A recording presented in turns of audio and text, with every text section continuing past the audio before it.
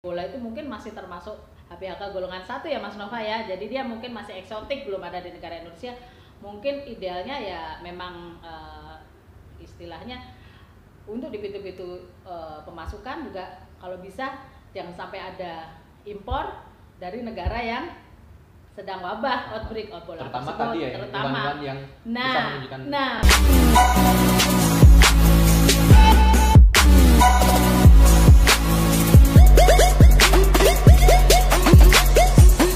Halo Sobatku. Halo. Perkenalkan, nama saya Muhammad Nova. Saya salah satu medik veteriner di Balai Besar Uji Standar Karantina Pertanian. Kali ini saya ditemani oleh rekan saya Melani Wahyu Adiningsih. Saya juga salah satu medik veteriner pada Balai Besar Uji Standar Karantina Pertanian. Ngomong-ngomong, ini Bu Melani sedang sibuk apa nih? Ini yang sibuk Bu Melani apa Balai Besar Uji Standar Karantina Pertanian ya pertanyaannya ya? Dua-duanya dong, kita sharing-sharing Okay. kerjaan kita juga di sini. Jadi kalau Balai Besar Uji Standar Karantina Pertanian seperti yang Sobat Q ketahui ya, kita mungkin tidak seperti kantor-kantor lain yang mungkin bisa WFH full ya kan. Kita selalu ada pengujian hampir setiap hari karena sampel juga datang terus bertubi-tubi sampai ngantri-ngantri ya. Jadi akibatnya ya masuk terus lah Mas, meskipun mungkin dengan sistem piket ya, bergiliran gitu. Kemudian kalau saya pribadi dengan tim, kita lagi sibuk itu Mas menyelesaikan pengembangan rapid test tentang deteksi daging babi hutan.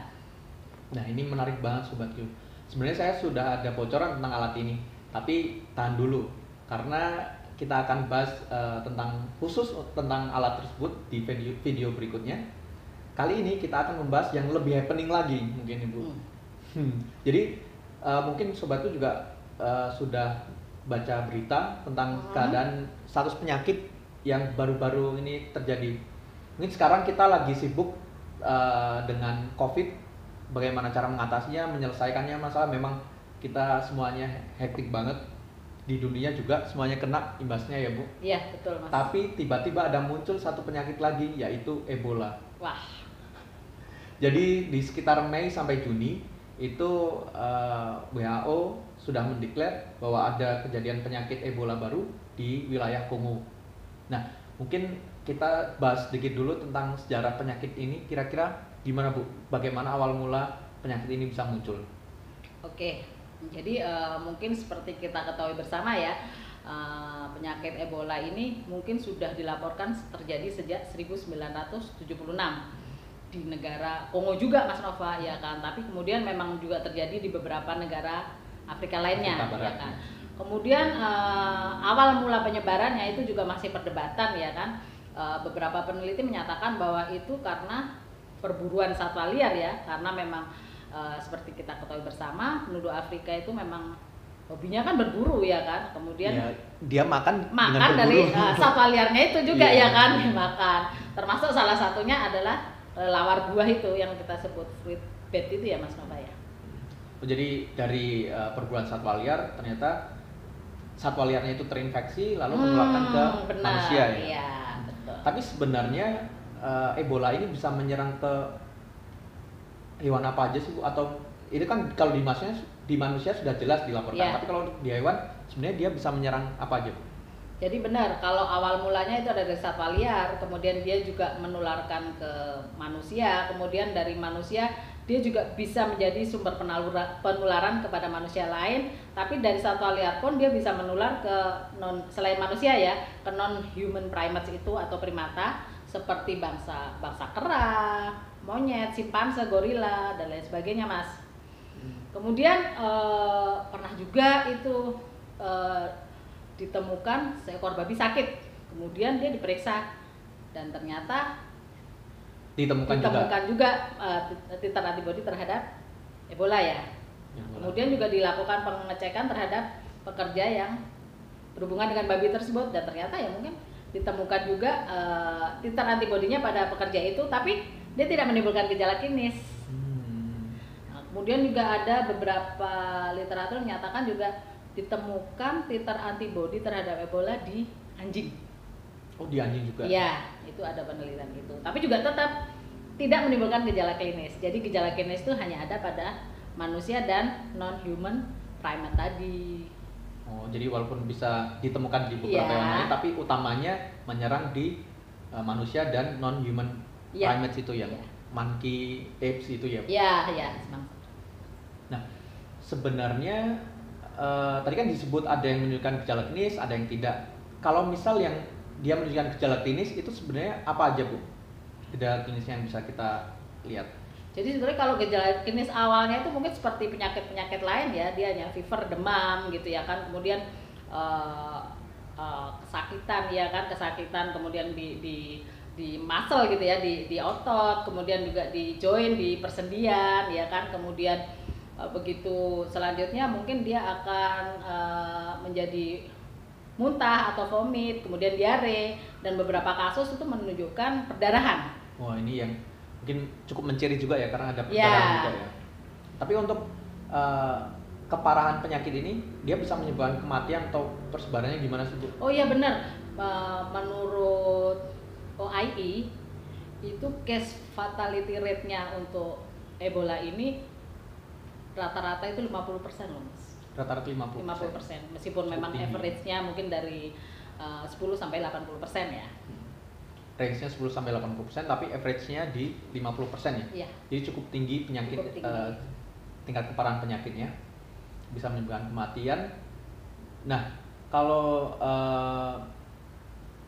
kita sudah tahu nih gejala klinisnya, kira-kira ini bisa ditangani nggak sih, Bu? Diobati atau disembuhkan gitu?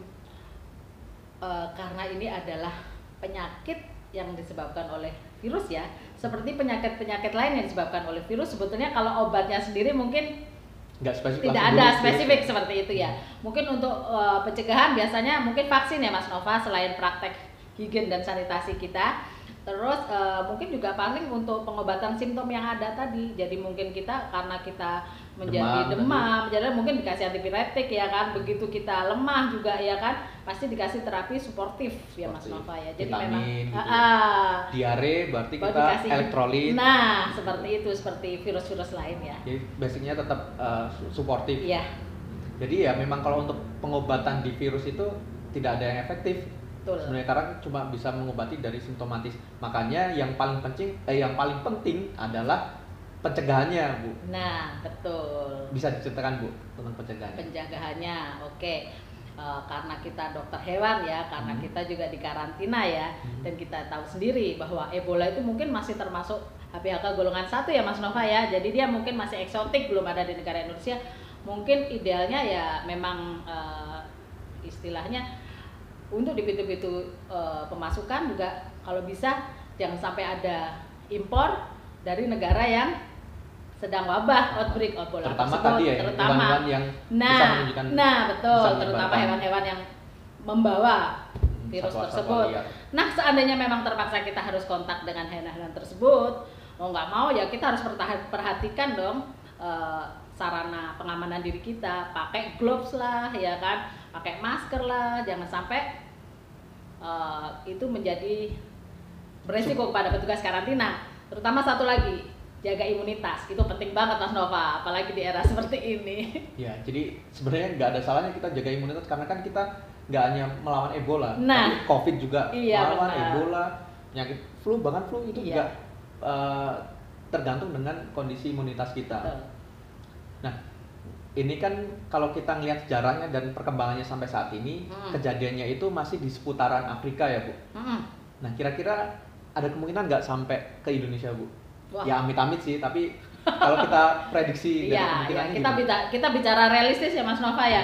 Dengan semakin tinggi frekuensi dan volume lalu lintas perdagangan, baik perdagangannya sendiri, manusianya juga ya kan. Apalagi ke Afrika juga mungkin ada travelers dan lain sebagainya, kita nggak tahu ya. Kemungkinan virus itu bisa saja terbawa ke sini kalau kita nggak hati-hati ya. Nah, kalau kemungkinan tetap Ada. ada ya, Bu. Tetap ada. Jadi kalau mungkin kita kita simpulkan ya kita harus update terus untuk Betul. perkembangan penyakit, terutama penyakit yang bisa menular sangat cepat dan menyebabkan kematian yang cukup tinggi. Ya. Nah, termasuk Ebola, COVID itu tadi Betul, kita harus betul. update terus, jangan tutup mata gitu. Nah, kalau misal eh kita ya, Deteksinya di laboratorium BPSKP, Mas Nova mungkin perlu, ya kan, perlu sampaikan juga ya. Iya. Ya, mungkin itu ini yang perlu sebenarnya kita. kelewat ini. Nah itu kan benar kan aku kita bilang. sudah sampai ke Padahal- belakang, tahu-tahu ada Padahal kita kan orang BPSKP, itu dong yang harus kita sampaikan ya kan. Iya. Jadi sebetulnya untuk deteksi atau diagnosa penyakit Ebola itu bisa melalui beberapa hal, mungkin yang serologi kan Mas Nova ya. Mungkin kita bisa pakai kultur, ada juga pakai mikroskop elektron, kemudian bisa juga pakai ELISA. ELISA-nya bisa yang antigen capture atau yang antibody capture.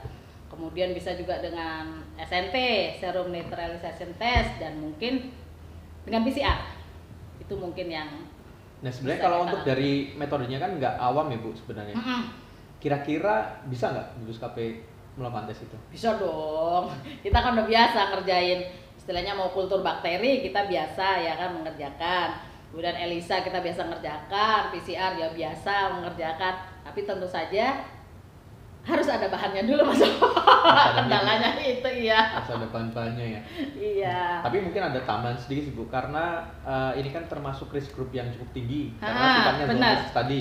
Oh, Nah jadi iya, butuh apa pengamanan yang lebih atau Biosafety ya kan betul. containmentnya lebih tinggi. Nah kalau ya salah ya minimal kayaknya BSL 3 Bu untuk pengerjaannya. Kebetulan di kita itu ada BSL 2 enhanced, nah, tapi sebenarnya masih kurang. Kalau misal beberapa ada perbaikan ya kita bisa melakukan pengujian di BPSKP. Betul. Tuh. Nah, mungkin ada pesan-pesan Bu tentang outbreak ini kan setiap masalah, setiap perundungan itu pasti ada sesuatu yang bisa kita ambil. Nah, ini kebetulan ada kasus baru Ebola, pasti kan ada sesuatu hikmah atau pelajaran yang bisa kita ambil. Kira-kira apa Bu yang bisa disampaikan? Apa ya?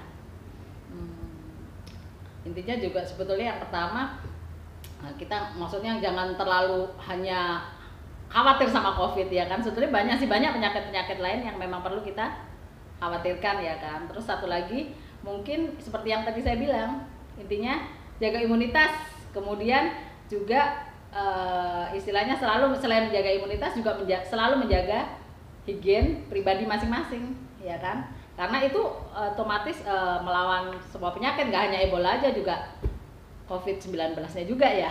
Nah, ini mumpung kita di rumah aja, kita bisa punya waktu yang lebih banyak lagi untuk browsing lagi tentang update status penyakit. Iya, betul. Karena penyakit nggak cuma itu aja, kita juga dihadapkan dengan challenge penyakit macam-macam. Jadi kita harus tetap update terus, kita pantau perkembangannya, dan yang penting Betul, tetap kenapa? jangan panik karena kan Betul. ketika kita tahu perkembangannya, kita pelajari cara pencegahannya, insya Allah Kita akan aman ya. bisa melewati.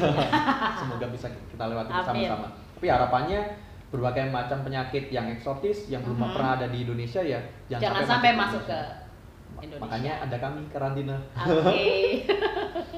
Yuk. Kayaknya kalau untuk ngobrol-ngobrol Ebola kita cukupkan dulu. Oke. Terima kasih banyak sudah menonton. Kita akan kembali lagi ya Bu, ngobrol-ngobrol lagi dengan Aman, topik santai. yang lebih happening lagi. Oke Mas Nova, terima kasih. Semoga kita bisa ngasih informasi-informasi yang lebih update dan Berguna bagi Berguna. masyarakat. Oke. terima kasih. Terima Dadah. kasih, dadah.